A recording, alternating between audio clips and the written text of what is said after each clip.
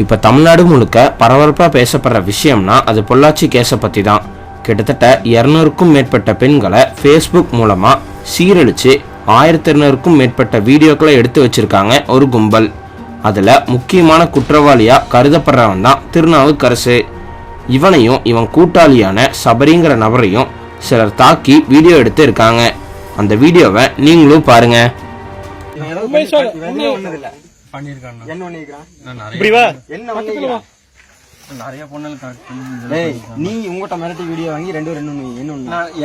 இதெல்லாமே நான் அவங்க விருப்பப்பட்டு எடுத்தது தான். எல்லாமே எடுத்தது என்ன ஒண்ணு நீங்க நான் என்ன மிரட்டி வாங்கிட்டாங்க. வாங்கி அதுக்கப்புறம் நான் இவங்க பக்கமே போறது இல்லை. நான் மிரட்டி கூப்பிடுவாங்கண்ணா. நான் இந்த வீடியோ இருக்கிறவங்க யாரும் இவங்களுக்கு தெரியாதுண்ணா. இது வரைக்கும் எதுவும் சரி. அந்த பொண்ணு இன்னொன்னா எதுனா வீடியோ அவங்ககிட்ட இருந்து வாங்கினாங்கல்ல, எந்த வீடியோ? இப்ப நான் அதை வச்சு எதுவுமே பண்ணல.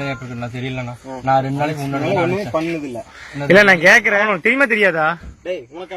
நான் கேக்குறேன், தெரியுமா தெரியாதா? அவரோட தங்கச்சி சத்தியமா தெரியாது. சத்தியமா தெரியாதுண்ணா. சத்தியமா தெரியாம இருக்கு. இப்படி பண்ணுவீங்களா? நான் பண்ணுவேன். வீடியோ எடுத்து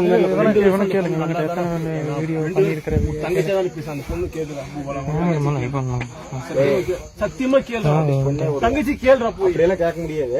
போன்ல என்ன பூவிக்க வச்சிருந்தீங்க? போன்ல உங்க போன்ல இல்லவே இல்லது. இந்த புள்ளையில யாரு? இந்த புள்ளையில யாரா? இந்த புள்ளையில யாரு இருக்கா? பண்ண வீட்டுக்கு அங்க தூக்கிட்டு போய்க்கலாம். பண்ண வீட்டுக்கு போய்க்கலாம். ஆமா, அங்க தூக்கி பண்ண வீட்டுக்கு போய் வெட்டு பாதியா வெட்டு பண்ண வீட்டுக்கு போய் கொண்டு போய் மறுபடியும் ஹாஸ்பிட்டல் ஒட்ட வைக்க விட்டுலாமா? வேண்டாம். அங்க சேவை நான் பாத்துக்கிறேன். அடுத்தவங்க இப்படி பண்ண ஒத்துக்கலையா? பண்ணலின்னு மட்டும் சொல்லாது. யாராவது உனக்கு தங்கச்சி எல்லாரும் யாராவது பேசிருப்பாங்களா? யாருமே வரைக்கும் எல்லாருமே தங்கச்சி மாதிரி தான் உன்னையும் பாக்குறாங்க. இந்த ஒரு நம்பர் தான். இந்த ஒரு நம்பர் தான். எப்படி இந்த ஒரு நம்பர் மட்டும் கூப்பிட்டோனையும் மச்சான் மாப்பிள்ளைன்னு பேசிக்குவீங்க? சும்மா பேசுறது. சும்மா நாங்க ரொம்ப வருஷமா ஃப்ரெண்ட்ஸ்னா. எத்தனை வருஷமா? 10 வருஷம். சரி.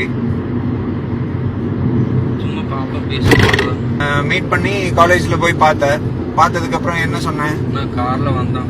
சரி. அப்புறம் நாங்க வெளியே போனதுக்கு வந்தாங்க. சரி. போயிட்டு அதுக்கப்புறம் தான் தப்பு பண்ணீங்க.